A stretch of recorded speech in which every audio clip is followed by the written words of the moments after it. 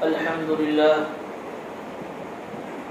لله رب العالمين والصلاة والسلام على أشرف الأنبياء والمرسلين وعلى آله وصحبه أجمعين أما بعد فأعوذ بالله من الشيطان الرجيم بسم الله الرحمن الرحيم إذا جاء نصر الله والفتح ورأيت الناس يدخلون في دين الله أفواجا فسبح بحمد ربك واستغفره إنه كان توابا صدق الله العظيم وصدق رسوله النبي الكريم ونحن على ذلك لمن الشاهدين والشاكرين والحمد لله رب العالمين سبحانك لا علم لنا إلا ما علمتنا إنك أنت العليم الحكيم سبحانك ما فهم لنا إلا ما فهمتنا إنك أنت الجواد الكريم.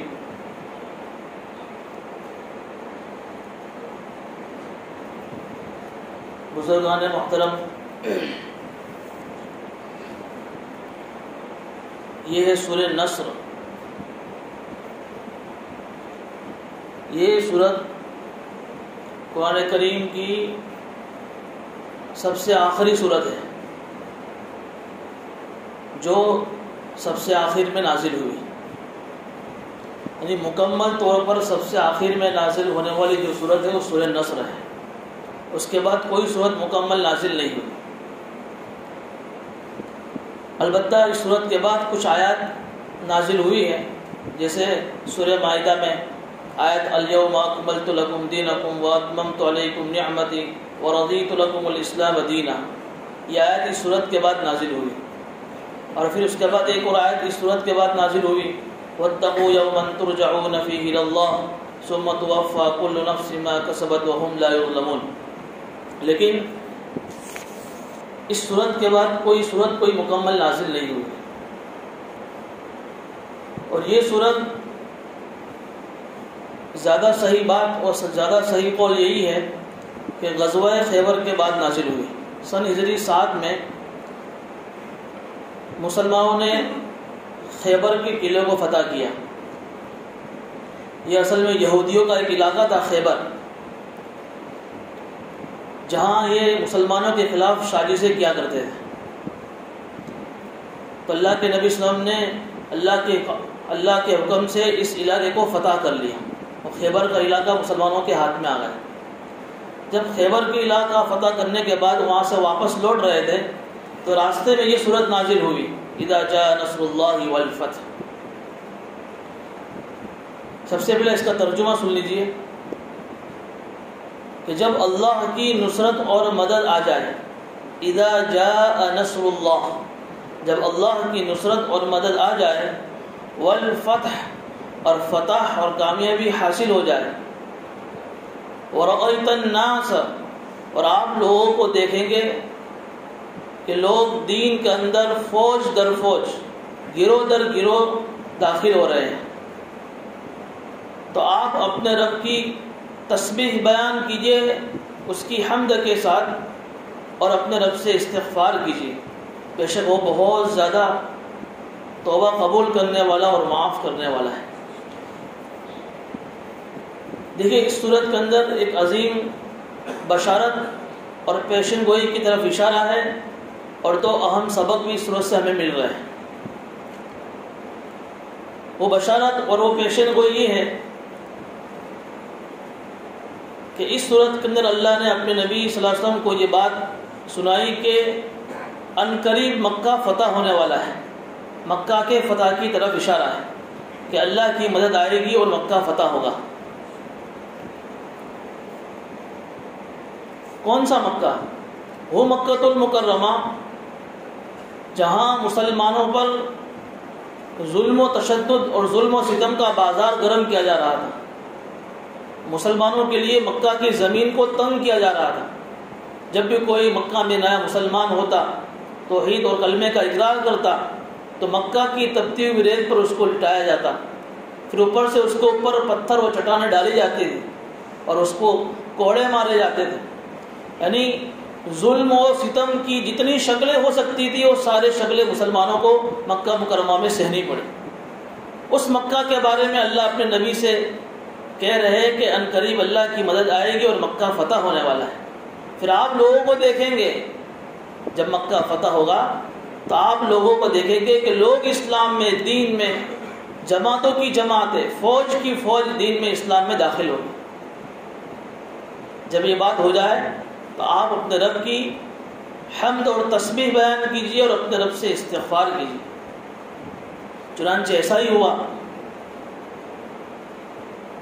جب سن ہجری 8 میں مکہ فتح ہوا، اللہ کے نبی صلی اللہ علیہ وسلم کے ہاتھوں اللہ نے مکہ فتح کروایا، تو بغیر خون خرابے کے مکہ فتح ہوا اور لوگ اسلام کے اندر جوق در جوق داخل ہونے لگے.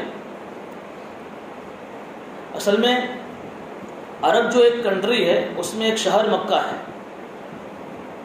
تو عرب کے اندر آس پاس میں جتنے بھی جو قبیلے تھے، یہ سارے کے سارے قبیلے اس بات کو تو جان گئے تھے کہ اللہ کے نبی صلی اللہ علیہ وسلم کے پاس جو معجزات ہیں وہ معجزے سچے ہیں، اور اللہ کے نبی صلی اللہ علیہ وسلم اور اسلام کے بارے میں ایک حد تک ان کے دل میں یقین بیٹھ گیا تھا کہ اسلام سچا مذہب ہے. لیکن مکہ کے اندر جو قریش تھے، جو بڑے بڑے سردار تھے، ان کا رعب ایسا چھایا ہوا تھا عرب کے اوپر کہ قبیلے اسلام میں داخل ہونے سے ڈرتے تھے کہ کہیں ایسا نہ ہو جائے کہ ہم اسلام میں داخل ہو جاوے اور یہ ہمارے دشمن ہو جاوے، قریش ہم سے ناراض ہو جاوے. اس لیے لوگ قریش کا آخری انجام کیا ہوتا ہے اس کا انتظار کر رہے تھے. باقی مکہ فتح ہونے سے پہلے ہی ان قبیلوں کے دلوں میں اسلام کی حقانیت بیٹھ چکی تھی، لیکن اسلام نہیں لا رہے تھے. کیوں نہیں لا رہے تھے؟ قریش سے ڈر کی وجہ سے کہ ان اسلام لانا گویا کہ ان سے دشمنی مول لینا ہے. ہم دیکھتے ہیں کہ آخری انجام پھر کیا ہوتا ہے. لیکن جب مکہ فتح ہوا تو اللہ کے نبی صلی اللہ علیہ وسلم نے سب سے پہلا کام یہ کیا کہ حضرت بلال رضی اللہ عنہ کو حکم دیا کہ آپ بیت اللہ کے چھت پر جا کر اذان دیجیے. سب سے پہلے اذان دلائی مکہ کے اندر، پورے مکہ میں ان کی اذان کی آواز گونجی.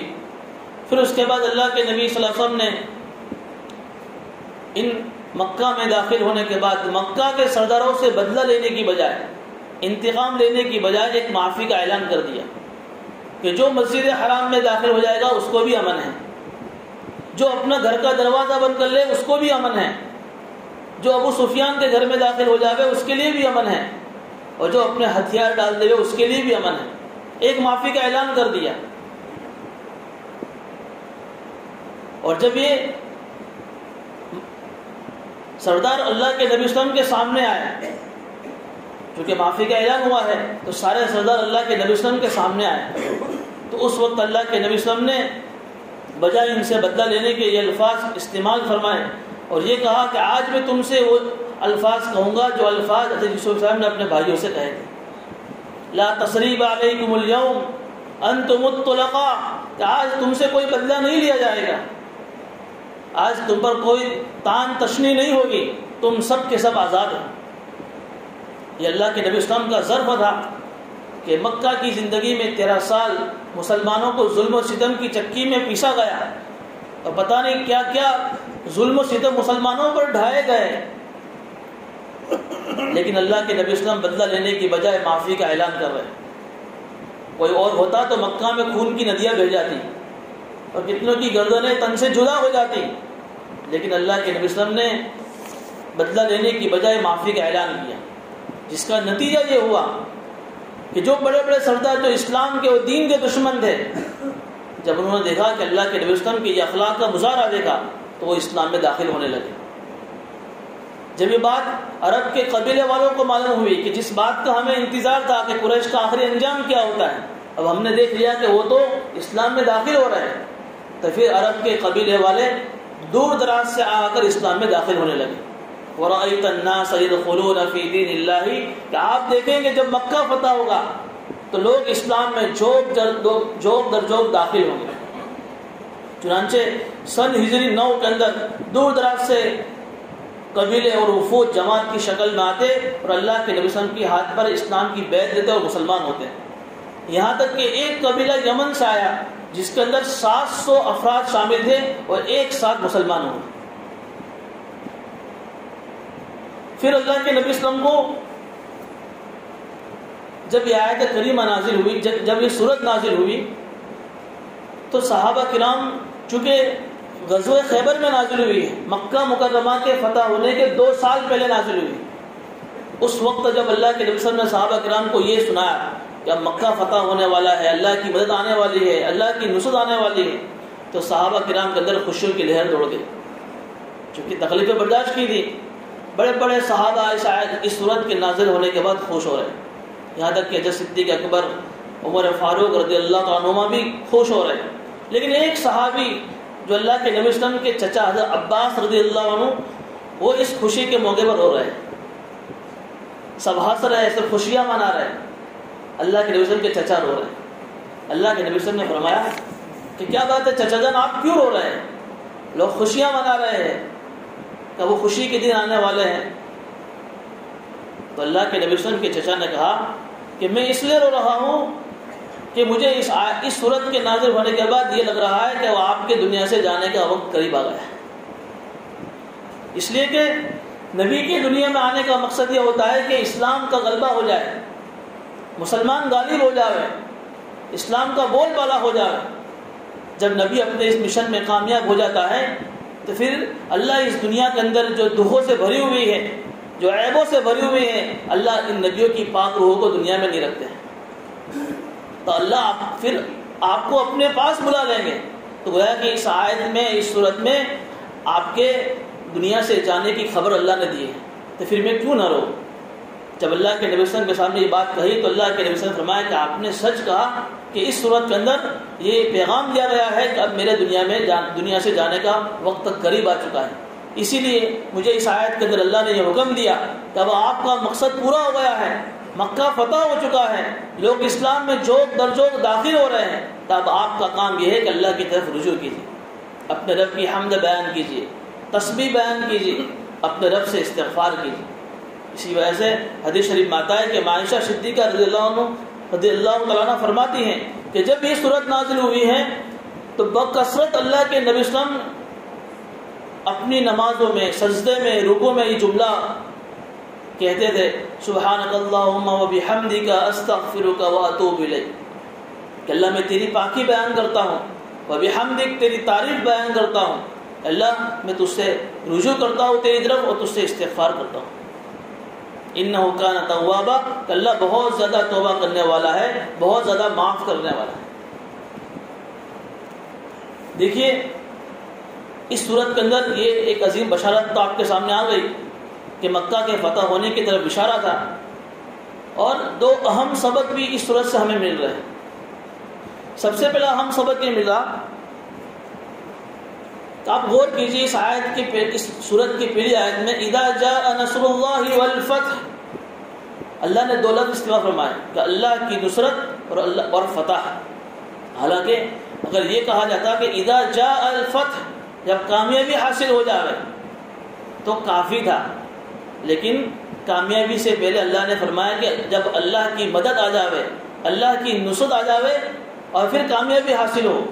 اس سے یہ سبق ملا کہ جب بھی دنیا میں کوئی بھی ہمیں کامیابی حاصل ہوئے تو اس کی نسبت اللہ کی طرف کرنی چاہیے، کہ اللہ کی نصرت کے بغیر، اللہ کی مدد کے بغیر کوئی دنیا میں کامیابی حاصل نہیں ہو سکتی۔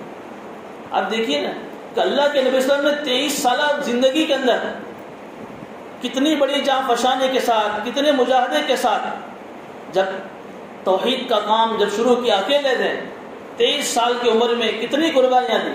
خود حدیث شریف میں آتا ہے اللہ کے نبی سے فرماتے ہیں لقد اوذیت فی اللہ ما لم یؤذ احد، کہ مجھے اس دین کی خاطر جتنا ستایا گیا اتنا کسی نبی کو بھی نہیں ستایا۔ تب جا کر یہ مجمع 1.25 لاکھ کا تیار ہوا، لیکن اللہ اپنے نبی سے کیا کہہ رہے ہیں کہ اس کی نسبت اللہ کی طرف کرو، کہ جب اللہ کی نصرت آ جائے اور آپ کو فتح حاصل ہو جائے تو پھر اپنے نبی کے ذریعے سے اس امت کو یہ سبق سکھایا جا رہا ہے کہ تمہیں بھی جب دنیا میں کوئی کامیابی ملے، کوئی تمہارا کوئی کام پورا ہو جاوے تو اس کی نسبت اللہ کی طرف کرو کہ یہ میرے اللہ کی مدد سے ہوا، یہ میرے اللہ کی توفیق سے کام میرا پورا ہوا۔ تمہارا کوئی کام اٹکا ہوا ہے، وہ کام پورا ہوا ہے تو میرے اللہ کی مدد سے ہوا۔ کوئی ڈیل ہو رہی ہے، ڈیل میں تم سکسیز ہو گئے، تمہاری ڈیل مکمل ہو گئی، کہ سمجھو کہ میرے اللہ کی طرف سے ہوا ہے، میرے اللہ کی مدد شامل حال نہ ہوتی تو میرا کام پورا نہ ہوتا۔ قرضہ ہے تمہارے اوپر، اس قرضہ اتر گیا تو سمجھو کہ اللہ کی مدد آئی، اللہ نے میرا قرضہ اتار دیا۔ اولاد نہیں مل رہی ہے، اللہ نے اولاد دی، سمجھو کہ اللہ کی طرف سے اور اللہ کی مدد تمہارے ساتھ شامل حال ہے۔ اس کی نسبت اپنی طرف مت کرو کہ میں نے یہ تو اپنی پلاننگ سے کیا ہے، اپنی عقل سے کیا ہے، یہ تو میری اپنی قوت بازو کا کرشمہ ہے۔ یہ جو زبان ہے، زبان کے جو الفاظ ہے، یہ اصل میں قارون کی زبان ہے۔ جب موسیٰ علیہ السلام نے قارون کے پاس جب گئے، جب اللہ نے اس کو بہت مال دیا تھا، اتنا مال دیا تھا کہ اس کے خزانوں کی چابیاں اونٹوں پر چلا کرتی تھی۔ جب موسیٰ علیہ السلام نے سمجھایا کہ اللہ نے دیا ہے تجھے، اس مال کے کچھ حقوق ہیں، تو اس مال کے حقوق کی ادائیگی کرتے ہوئے اپنی آخرت کی بھی فکر کر، اپنی آخرت کو مت بھول، اور مال کے جو حقوق ہیں اس حقوق کی ادائیگی کر۔ اس وقت اس نے یہ جملہ زبان سے کہا تھا، قال انما اوتیتہ علی علم عندی، یہ تو میں نے اپنی محنت سے کمایا ہے، یہ تو میں نے اپنی عقل سے کمایا ہے، اللہ کی کوئی دین نہیں ہے۔ یہ جملہ اللہ کو اتنا ناپسند آیا کہ اللہ نے اس کو اس کے مال سمیت زمین میں دھسا دیا۔ تو ہمیں بھی سبق سکھایا جا رہا ہے اس صورت کے ذریعے سے کہ ہمیں بھی کوئی کامیابی ملے تو اس کی نسبت اللہ کی طرف کرنی چاہیے۔ دوسرا ایک سبق یہ دیا، فسبح بحمد ربک واستغفر، کہ اپنے رب کی حمد بیان کیجیے اور اپنے رب کی تسبیح بیان کیجیے۔ کیا مطلب؟ کہ سب سے پہلی بات یہ ہے کہ اس کام کی نسبت اللہ کی طرف کریں۔ نمبر 2 پر اپنی زبان سے اللہ کا شکریہ ادا کریں، اپنی زبان سے اللہ کا شکریہ ادا کریں کہ اللہ تیرا شکر ہے، اس لیے کہ شکر ایک ایسی چیز ہے جو آدمی کے دل سے تکبر کی جڑ کو ختم کر دیتی ہے۔ اگر آدمی شکر نہیں کرتا اپنی زبان سے، تو پھر اپنی ذات پر جب بھروسہ کرتا ہے نا، تو آدمی کے دل میں اکڑ پیدا ہوتی ہے، آدمی سینہ تان کر چلتا ہے اور اس کے دل میں تکبر پیدا ہوتا ہے، جس کے نتیجے میں وہ دوسرے لوگوں کو حقیر سمجھتا ہے۔ تو فرمایا کہ اپنی زبان سے اللہ کا شکریہ ادا کرو کہ اللہ تیرا شکر ہے کہ میرا ایک کام پورا ہوا ہے۔ آج یہ بات یہ ہے کہ کوئی کام جب ہمارا پورا نہیں ہوتا ہے، ہم اللہ سے دعا کرتے ہیں کہ اللہ، جیسے مثال کے طور پر مجھے سفر پر جانا ہے، اب اللہ سے دعا کر رہے ہیں، اللہ سفر پر جانا ہے، میرا سفر آسان کر دے، ٹرین میں جا رہا ہوں، اللہ مجھے ٹرین میں جگہ مل جائے، میرا ایک کام ہو جائے۔ جب اللہ نے کام پورا ہو گیا تو پھر زبان پر کبھی اللہ کا شکر نہیں آتا کہ اللہ تعالیٰ شکر ہے کہ میرا ایک کام پورا ہوا ہے، مجھے جگہ مل گئی، میری یہ کام جو اٹکا ہوا تھا میرا پورا ہو گیا۔ آدمی اس وقت اللہ کے شکر کو بھول جاتا ہے۔ یہ اصل میں جو شکر کی سے جو غفلت ہوتی ہے، یہ بھی ایک شیطان کا حملہ ہے۔ کیسے؟ اس لیے کہ شیطان کو جب اللہ نے جنت سے جب نکالا، کیوں نکالا؟ آدم علیہ السلام کی وجہ سے نکالا گیا۔ تو اس نے اللہ سے کہا تھا کہ میں آدم کی اولاد کو دنیا میں جا کر بہکاؤں گا، آگے سے، پیچھے سے، دائیں سے، بائیں سے، ہر طرف سے اس کو بہکاؤں گا، جس کی بہکانے کی وجہ سے وَلَا تَجِدُ أَكْثَرَهُمْ شَاكِرِينَ، کہ آپ اکثر لوگوں کو ناشکرا پائیں گے۔ تو یہ شیطان کا یہ حملے کا اثر ہے کہ جس پر شیطان کا حملے کا اثر ہوتا ہے، وہ آدمی زبان سے ناشکری کرتا ہے اور اللہ کا شکریہ ادا نہیں کرتا۔ اور شکر کا ایک فائدہ یہ ہوتا ہے کہ دنیا کے اندر اللہ اس نعمت میں اضافہ کرتے ہیں، لَإِن شَكَرْتُمْ لَأَزِيدَنَّكُمْ، کہ اگر تم میری نعمتوں کی شکر گزاری کرو گے تو میں تمہاری نعمت کو بڑھاؤں گا۔ اور آخرت میں فائدہ یہ ہوتا ہے کہ اللہ آخرت میں جنت نصیب فرماتے ہیں، شیطان سے حملے سے محفوظ فرما کر اور جہنم سے بچا کر جنت میں داخلہ نصیب فرماتے ہیں۔ ورنہ جو آدمی ناشکری کرتا ہے نا، تو اللہ کے نبی صلی اللہ علیہ وسلم کی حدیث ہے، دیکھیے اکثر عورتوں کے اندر ناشکری کا مزاج ہے۔ ایک مرتبہ اللہ کے نبی صلی اللہ علیہ وسلم نے یہ حدیث عورتوں کے سامنے بیان فرمائی کہ تم کثرت سے صدقہ دیا کرو اور کثرت سے استغفار کیا کرو، اس لیے کہ میں نے جب میرے سامنے جب جہنم پیش کی گئی تو میں نے جہنم کے اندر اکثر عورتوں کو دیکھا۔ تو صحابہ کرام کی عورتوں نے پوچھا کہ نبی اللہ اس کی کیا وجہ ہے؟ فرمایا کہ تم اکثر ناشکری کرتے ہو اپنے شوہروں کی۔ حدیث شریف میں آتا ہے کہ شوہر پوری زندگی پر اپنی عورت پر احسان کرے اور اس کی ساری فرمائش پوری کرے، لیکن کبھی کوئی کمی ہو گئی، کوئی کوتاہی ہو گئی تو حدیث میں الفاظ ہے، وہ کہتی ہے کہ میں نے تمہارے اندر کوئی اچھائی نہیں دیکھی۔ ہمارے استاد بخاری شریف کے اندر جب اس حدیث کو بیان کرتے تھے تو اس کی تشریح کرتے تھے کہ عورت کیا کہتی ہے کہ میں نے تمہارے گھر میں آ کے کیا دیکھا؟ 2 چتھڑے اور 2 ٹھکرے دیکھے۔ تو اللہ کے نبی اسلام فرما رہے ہیں کہ اکثر ناشکری کرنے کی وجہ سے عورتیں جہنم میں جاتی ہیں، کہ پوری زندگی پر شوہر احسان کرتا ہے لیکن کبھی کوئی کمی کوتاہی آ گئی تو ساری شوہر کے احسان کو فراموش کر کے ناشکری کر بیٹھتی۔ تو اس حدیث کے اس آیت کے ذریعے سے ہمیں دوسرا سبق یہ ملا کہ اللہ کی تعریف ہر موقع پر، اٹھتے بیٹھتے چلتے پھرتے ہر موقع پر اپنی زبان پر اللہم لک الحمد ولک الشکر. جب گھر سے نکلے ہوا کا جھونکا آیا، ٹھنڈی ہوا لگی، اچھی لگی، اللہم لک الحمد ولک الشکر. جب باہر نکلے سواری مل گئی، اللہم لک الحمد ولک الشکر. جب گھر پر کھانے گئے کھانا اچھا تھا، اللہم لک الحمد ولک الشکر. جب بھی کوئی نعمت ملے، جب بھی کوئی چیز اچھی لگے، اپنی زبان سے ہر وقت اللہم لک الحمد ولک الشکر. جب یہ الفاظ آدمی اپنی زبان سے نکالتا ہے تو وہ آدمی ناشکرہ ہونے سے محفوظ ہو جاتا ہے اور اللہ اس کی نعمتوں میں اضافہ کرتے ہیں. پھر دوسری بات یہ ارشاد فرمائی وَاسْتَغْفِرْهُ، اور یہ نبی جی آپ اپنے رب سے استغفار بیان کیجیے. دیکھیے یہاں ایک بات تو یہ سمجھ میں آتی ہے کہ کسی نعمت کے ملنے پر یا کسی کامیابی کے حاصل ہونے کے بعد زبان پر اللہ کا شکریہ ادا ہونا چاہیے، لیکن استغفار اللہ سے معافی، استغفار کا مطلب گناہوں سے معافی، کوتاہی سے معافی. تو یہاں تو نعمت کے نعمت کے ملنے پر اللہ سے معافی کیسی؟ اللہ کے نبی صلی اللہ علیہ وسلم نے کتنا بڑا کارنامہ انجام دیا کہ نبوت ملنے سے پہلے صحابہ کرام کا جو ماحول تھا، ان کے اندر جو خرافات تھے، جو رسومات تھے، لیکن جب یہ 23 سالہ زندگی میں صحابہ کرام کا جب مجمع تیار کیا تو یہ کوئی گناہ کا کام تھوڑی تھا، یہ تو بڑا عظیم کارنامہ انجام دیا ہے. لیکن اللہ اپنے نبی سے کیا کہہ رہے کہ استغفار کیجیے. تو سوال ہوتا ہے نا کہ یہاں استغفار کا کیا مطلب؟ تو اللہ پھر کہہ رہے اس کا مطلب یہ ہے کہ دیکھیے کتنی بھی بڑی نیکی آدمی کر لے، کتنی بھی بڑی عبادت اور کتنا بھی بڑا کارنامہ آدمی انجام دے دے، پھر بھی وہ اپنے رب کا حق ادا نہیں کر سکتا. اس لیے حدیث شریف میں آتا ہے کہ اللہ کے نبی صلی اللہ علیہ وسلم تہجد کے اندر لمبے لمبے قیام فرماتے تھے، لمبا قیام، لمبا سجدہ فرماتے.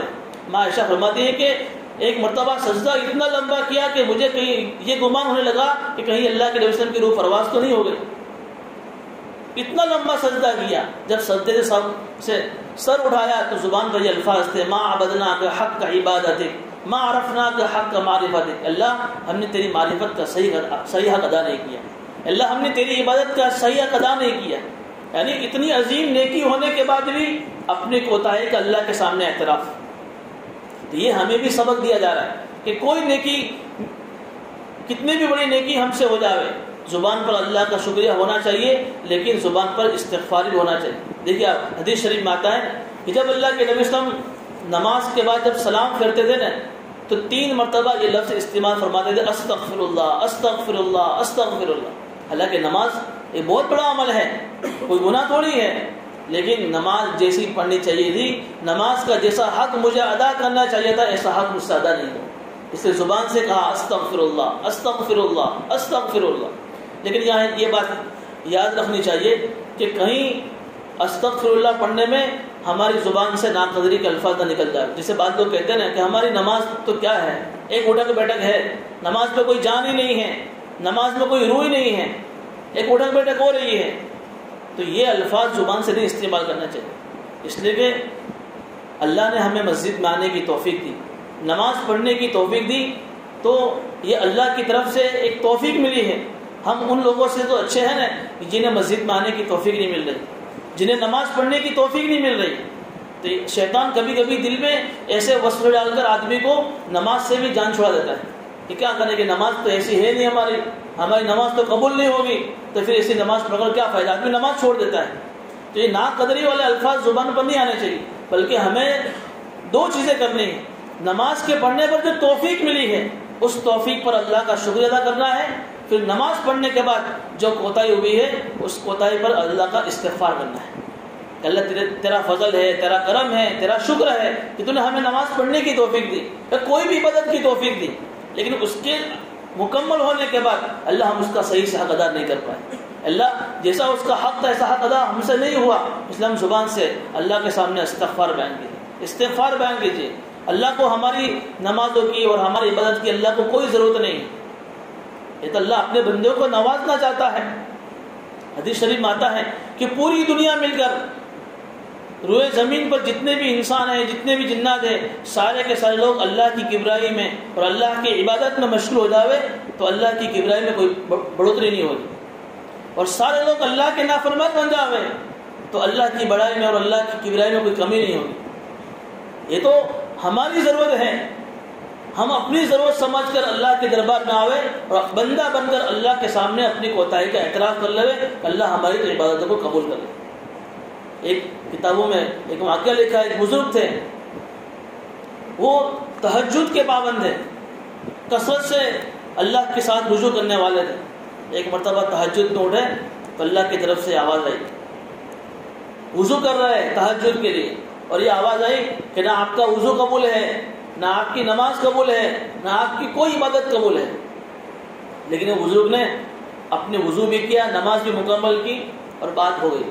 دوسرا دن جب آیا تہجد میں، جب وضو کے لیے بیٹھے تو پھر سے یہ آواز آئی، تو بازو میں قریب میں شاگرد تھا، اس نے یہ آواز سن لی، اس نے کہا کہ حضرت جب اللہ کی طرف سے یہ اعلان ہے کہ آپ کا وضو قبول نہیں ہے، آپ کی نماز قبول نہیں ہے، تو پھر آپ نماز کیوں پڑھتے ہیں؟ کیا فائدہ اسے نماز پڑھنے سے؟ تو اس بزرگ نے کیا جواب دیا کہ اللہ کے علاوہ کوئی در ہے جہاں جا کر میں پناہ لے سکوں؟ لا ملجأ ولا منجأ من اللہ الا الیہ، کہ اللہ ہی کا در ہے جہاں سے مجھے نجات مل سکتی ہے۔ اس کی مرضی وہ چاہے تو میری عبادت کو قبول کرے، اس کی مرضی چاہے تو میری عبادت کو مردود کر دے۔ جب یہ الفاظ استعمال فرمائے تو پھر تیسرے دن اللہ کی طرف سے آواز آئی کہ آپ کی ساری عبادتیں قبول ہیں۔ اس لیے اللہ کو ہماری عبادتوں کی کوئی ضرورت نہیں ہے، لیکن ہمیں بندہ بن کر محتاج سمجھ کر اللہ کی بارگاہ میں آنا ہے اور نعمت ملنے پر اللہ کا شکریہ ادا کرنا ہے، اور اس پر جو کچھ کمی کوتاہی رہ گئی اس پر استغفار بھی کرنا ہے۔ تو یہ عظیم دو سبق ہمیں اس صورت سے مل رہے ہیں۔ ایک تو بشارت کہ مکہ فتح ہونے والا ہے، اللہ کی نصرت آنے والی ہے، اور اس کے نتیجے میں آپ لوگوں کو دیکھیں گے کہ لوگ اسلام میں جوگ در جوگ داخل ہوں گے۔ اور دو اہم سبق ملے کہ کوئی بھی کامیابی حاصل ہوئے، کوئی بھی کام ہمارا ہو جاوے تو اس کی نسبت اللہ کی طرف کرے، اپنی طرف نہ کرے۔ اور دوسری بات کہ اٹھتے بیٹھتے اپنی زبانوں سے جو نیکی کی توفیق ملے اس پر اللہ کا شکریہ ادا کرنا چاہیے، اور اس عبادت کے انجام دینے کے بعد، اس نعمت کے کر لینے کے بعد اس میں جو کچھ کمی کوتاہی رہ گئی ہے اس پر استغفار کرنا چاہیے۔ اللہ پاک ہمیں ان باتوں پر عمل کرنے کی توفیق عطا فرمائے۔ وآخر دعوانا